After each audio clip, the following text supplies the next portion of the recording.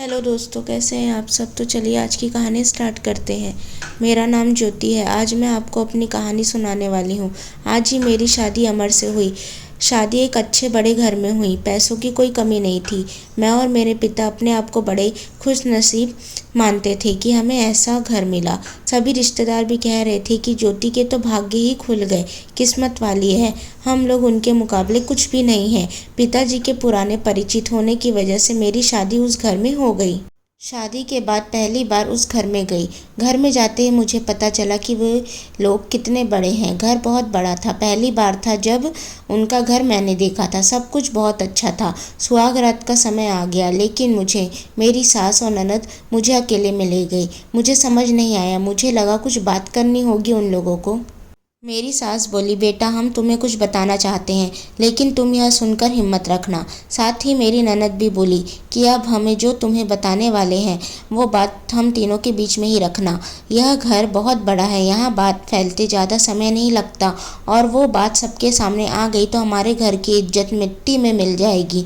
अब तुम इस घर की बहू हो और तुम्हें इस घर का मान रखना होगा। उनकी बातें सुनकर मैं थोड़ा डर गई। मुझे समझ नहीं आ रहा था कि वो लोग क्या बोलना चाह रहे हैं। मैंने कहा, आप बताएं मुझे क्या बात है। मेरी सास बोली कि बहू, मेरा बेटा मर्द नहीं है।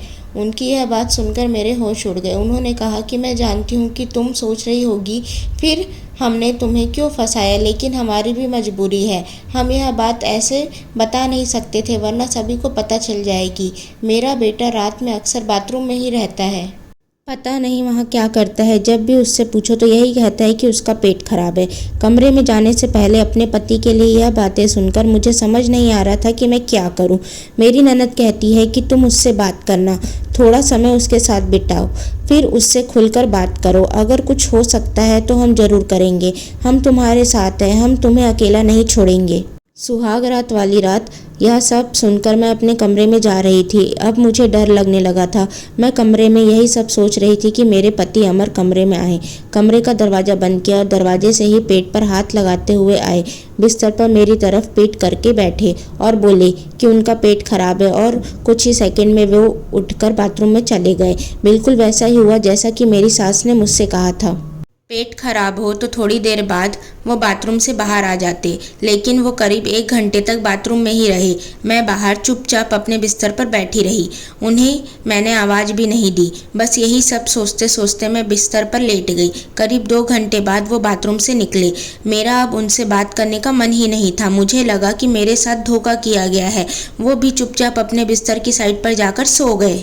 सुबह में मैं अपने आप को खुशकिस्मत मान रही थी और रात होते होते अपनी किस्मत को कोसने लगी। सुबह मैं जल्दी जल्दी उठी और बाथरूम में गई। बाथरूम में जैसे ही गई मेरे होश उड़ गए, क्योंकि बाथरूम में एक नई नाइटी थी, साथ ही मेकअप का सामान। यह सब क्या था मुझे समझ ही नहीं आ रहा था। एक ऐसे इंसान से मेरी शादी क्यों करवा दी गई। सुबह मेरी सास और ननद ने मुझसे पूछा, क्या हुआ बेटी रात में।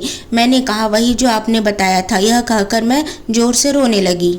मेरी ननद ने कहा, माँ मैं कह रही थी ना कि ऐसे किसी लड़की की ज़िंदगी ख़राब मत करो, लेकिन तुम सभी ने मेरी बात नहीं मानी। अब यह क्या ऐसे ही घुट घुट कर यहाँ रहेगी। मेरी सास बोली कि बेटा तू जो फैसला लेगी हम तेरे साथ है, लेकिन तुझे यह वचन देना होगा कि यह राज तेरे मुँह से नहीं निकलेगा। अगली रात फिर वो कमरे में आए। मुझे अब उनकी तरफ देखने का भी मन नहीं हो रहा था। मैं चुपचाप अपना बिस्तर करके अपनी साइड पर सो गई, क्योंकि अब बात करने को रखा क्या था। उन्होंने भी अभी तक कुछ बात नहीं की। उसकी वजह भी मैं जानती थी। थोड़ी देर वो बिस्तर पर बैठे रहे और फिर उठकर वो बाथरूम में चले गए। मैं समझ गई थी कि वो क्या करने गए हैं। थोड़ी देर बाद बाथरूम से चीज़ें गिरने की आवाज़ आने लगी, कुछ टूटने की। थोड़ी देर बाद आवाज़ रुकी और इस बार वो जल्दी ही बाथरूम से बाहर आए, आकर बिस्तर पर सो गए। हमारे बीच कोई बात नहीं हो रही थी। मैं तो यह सोच रही थी कि मैं क्या करूं। यही सब सोचते सोचते नींद आ गई। सुबह जल्दी उठी और फिर से मैं बाथरूम में गई, लेकिन इस बार बाथरूम में जब गई तो सब कुछ बिखरा हुआ था। नई नाइटी को फाड़ दिया गया था। मेकअप का सामान बिखरा हुआ था। बाथरूम में कचड़े में एक कागज भी था जिस पर लिखा था, टू माई ब्यूटीफुल वाइफ। मेरे मन में अब शक आया कि यह सामान और कपड़े कहीं मेरे लिए तो इन्होंने नहीं रखे थे। लेकिन फिर मैंने सोचा कि मेरी सास और ननद मुझसे झूठ क्यों बोलेगी। अभी मैंने उनसे कुछ बात नहीं की। सुबह मेरी सास और ननद फिर मुझसे सहानुभूति जता रही थी। मुझे उनकी बातों से लगा कि वो चाहती कि मैं अमर को छोड़कर इस घर से चली जाऊं। मुझे अब मेरी सास और ननद पर शक हुआ। मैंने घर की पुरानी नौकरानी से बात की। मैंने बातों बातों में उससे पूछा कि अमर कैसे हैं। वो बोली कि वो तो बहुत सीधे हैं। उनकी माँ और बहन तो चाहती थी कि उनकी शादी उनके बहन के पति के रिश्तेदार से हो। बहन और माँ ने तो बहुत कोशिश की, लेकिन उनके पिता नहीं माने और उनके दोस्त के परिचित यानी आपसे शादी करवा दी। वो दोनों आपकी शादी के खिलाफ थे। कई दिनों तक घर में विवाद भी होता था, लेकिन तुम्हारे पति अमर ने कहा कि पापा जो बोलेंगे वही करते हैं। मुझे अब पता चल गया था कि मेरी सास और ननद मुझे क्यों भगाना चाहते थे, इसलिए उन्होंने मुझे झूठ कहा था। उन्होंने शायद अमर से कुछ कहा होगा। अब मैं रात में अमर से बात करने का इंतज़ार कर रही थी। वो कमरे में आए तो उनका मुंह तो उतरा हुआ था। यह पहली बार था जब मैं उनसे बात करने वाली थी। उनके आते ही मैंने कहा, आप मुझसे बात करना चाहते हैं? वो बोले, अब बात करने को रखा क्या है। पापा का विश्वास था कि वो घर अच्छा है, इसलिए मैंने माँ और बहन की ना सुनकर तुमसे शादी की और तुमने सच छिपाया। मैंने बोला, क्या सच छिपाया है मैंने आपसे? सच कि तुम मुझसे शादी नहीं करना चाहती थी। तुम्हारी ज़िंदगी में अभी भी कोई और है। यह बात तुमने ही तो माँ को बताई थी। घर की इज्जत और पापा के कारण ही चुप हूँ। कुछ कदम नहीं उठा रहा हूँ मैं। और मैंने भी देख लिया, सुहाग रात ज़िंदगी में बहुत स्पेशल होता है, लेकिन मेरे बाथरूम में 2 घंटे रहने पर भी तुम्हें कोई फ़र्क नहीं पड़ा। माँ ने सही कहा था कि तुम आवाज़ नहीं दोगी, बात भी नहीं करोगी मुझसे। मैंने बोला, बाथरूम में रुकने को उन्होंने कहा था और वो कपड़े और मेकअप वो मेरी बहन ने रखा था। कहा था पहली रात का गिफ्ट है तुम्हारे लिए। बाथरूम में रखा था। मैं उठकर उनके पास गई और उन्हें कहा, आपको पता है उन्होंने मुझे क्या कहा?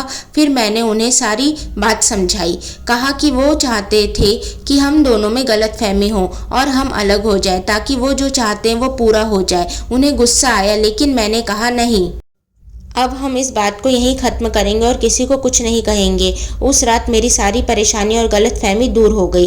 वो थी मेरी सही मायने में सुहाग रात। अगली सुबह मेरी सास और ननद ने मुझसे पूछ लिया कि मेरा क्या फ़ैसला है, मैं क्या करने वाली हूँ। मैंने कहा कि आप दोनों को माफ़ करके एक नई शुरुआत करना चाहती हूँ। आपको मुझसे कोई शिकायत नहीं होगी और मैं एक बहुत अच्छी बहू बनकर दिखाऊंगी।